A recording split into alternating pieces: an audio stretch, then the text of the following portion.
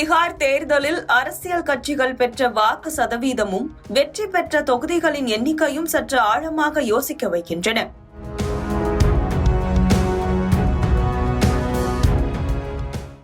(243) தொகுதிகளை கொண்ட பீகார் சட்டப்பேரவை தேர்தலில் தேசிய ஜனநாயக கூட்டணியில் பாஜகவும் ஐக்கிய ஜனதா தளமும் தலா 101 தொகுதிகளில் போட்டியிட்டன.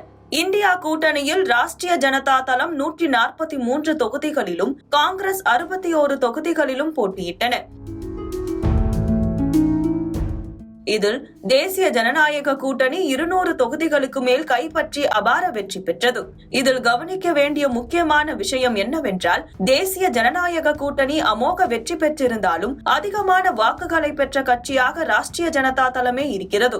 23% வாக்குகளை பெற்றிருக்கும் ராஷ்டிரிய ஜனதா தளம் 25 தொகுதிகளில் மட்டுமே வெற்றி பெற்றிருக்கிறது.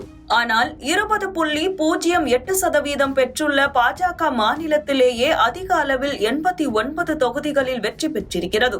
அதற்கு அடுத்தபடியாக 85 தொகுதிகளில் வெற்றி பெற்றிருக்கும் ஐக்கிய ஜனதா தளம் பெற்றிருக்கும் வாக்கு சதவீதம் 19.25% தான். காங்கிரஸ் 8.71% வாக்குகளை பெற்று 6 தொகுதிகளை கைப்பற்றியிருக்கிற வேளையில் ஜோக் ஜன சக்தி கட்சி 4.97% 19 தொகுதிகளில் வெற்றி பெற்றிருக்கிறது. 1.85% வாக்குகளை மட்டும் பெற்றிருக்கிற ஓவைசியின் AIMIM கட்சி 5 தொகுதிகளில் வெற்றி பெற்றிருக்கிறது. இதேபோல் 2020 பீகார் தேர்தலிலும் மாநிலத்திலேயே அதிகபட்சமாக 23.11% வாக்குகளை பெற்றிருந்த போதும் 75 தொகுதிகளில் மட்டுமே ராஷ்டிரிய ஜனதா தளம் வெற்றி பெற்றிருந்தது. அப்போது அக்கட்சி போட்டியிட்ட தொகுதிகள் 144. அப்போது 110 தொகுதிகளில் போட்டியிட்டு 19% வாக்குகளை பெற்றிருந்த பாஜக 74 தொகுதிகளை கைப்பற்றியிருந்தது. 115 தொகுதிகளில் போட்டியிட்ட ஐக்கிய ஜனதா தளம் 15.39% வாக்குகளுடன் 43 தொகுதிகளிலும், 70 தொகுதிகளில் போட்டியிட்ட காங்கிரஸ் 9.48% வாக்குகளுடன் 19 தொகுதிகளிலும் வெற்றி பெற்றிருந்தது. இந்த புள்ளி விவரம் வெற்றி தோல்விக்கான அரசியல் பார்வையை ஆழப்படுத்தியிருக்கிறது. இது எப்படி சாத்தியம் என்கிற கேள்வியும் மேலோங்கி இருக்கிறது. குறிப்பாக ராஷ்டிரிய ஜனதா தளம் கடந்த முறை 144 தொகுதிகளில் போட்டியிட்டு 97 லட்சத்திற்கும் அதிகமான வாக்குகளை பெற்று 23.5%உடன் 75 தொகுதிகளில் வெற்றி பெற்றிருந்தது. அதேபோல் இந்த முறை 143 தொகுதிகளில் போட்டியிட்ட அக்கட்சி 23% வாக்குகளுடன் 1,15 லட்சத்திற்கும் அதிகமான வாக்குகளை பெற்றும் 25 தொகுதிகளில் மட்டுமே வெற்றி பெற்றிருக்கிறது. இந்த விவகாரத்தில் வாக்கு சதவீதத்தையும் வெற்றியையும் ஒப்பிட்டு பார்க்க முடியாது என கூறும் அரசியல் ஆய்வாளர் நந்தகுமார் அதற்கான காரணங்களையும் பட்டியலிடுகிறார். பீகார் மாநில சட்டமன்ற தேர்தல் முடிவுகள்ல ஒரு சில விஷயத்த ரொம்ப ஆழ்ந்து பார்க்க வேண்டிய அவசியம் இருக்குது. போன முறை RJD 144 தொகுதியில போட்டிட்டு 75 தொகுதியில வெற்றி பெற்றாங்க. 23% வாக்குகள், கிட்டத்தட்ட 1 கோடி வாக்குகள் வாங்கினாங்க, 97 லட்சம் வாக்குகள். இந்த முறை 143 தொகுதியில போட்டிட்டாங்க, 23% வாக்குகள் வாங்கியிருக்காங்க, 1,15 லட்சம். பீகார் மாநிலத்திலேயே போன முறையும் சரி இந்த முறையும் சரி அதிகமா வாக்கு சதவீதம் வச்சிருக்கிற கட்சி அவங்க தான்.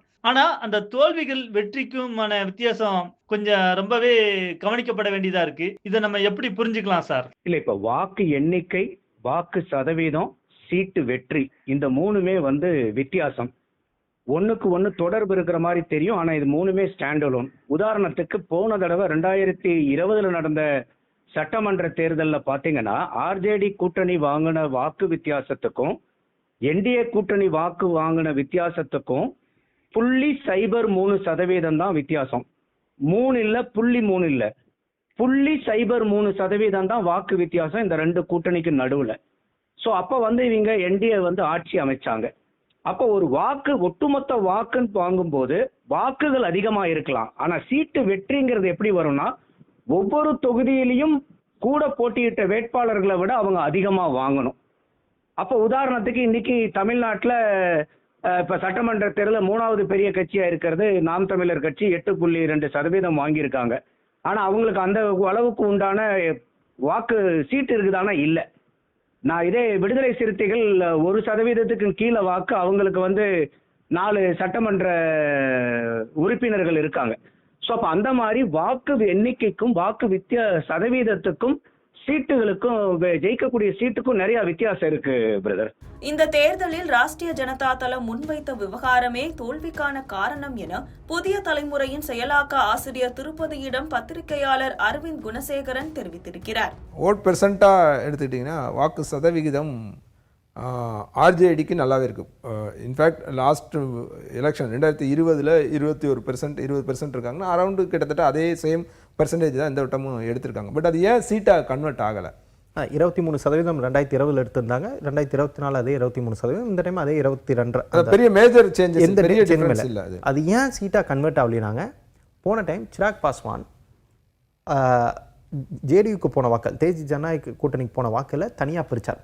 ஒரு தொகுதிக்கு ஒரு 8000 10,000 வாக்கில் பிரிச்சிருந்தா கூட, 8000 வாக்கில் பிரிச்சாருன்னு வைங்களேங்க, ஒரு 100 தொகுதியில் பிரிச்சிருந்தாருன்னா அந்த 8000 வாக்கள் ஜேடியுக்கு போகிற வாக்கள், அந்த வாக்காக அவர் பிரித்தார்.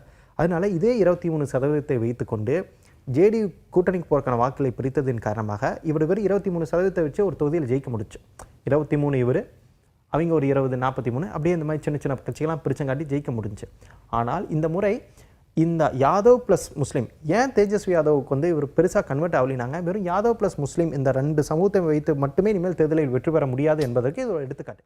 இதே போன்று ஒவ்வொரு காரணங்களையும் அரசியல் கட்சிகள் நுட்பமாக ஆராய்ந்து அடுத்த கட்ட நடவடிக்கைக்கு தயாராவதற்கான முக்கிய விஷயமாகவே பீகார் தேர்தல் முடிவுகள் பார்க்கப்படுகின்றன.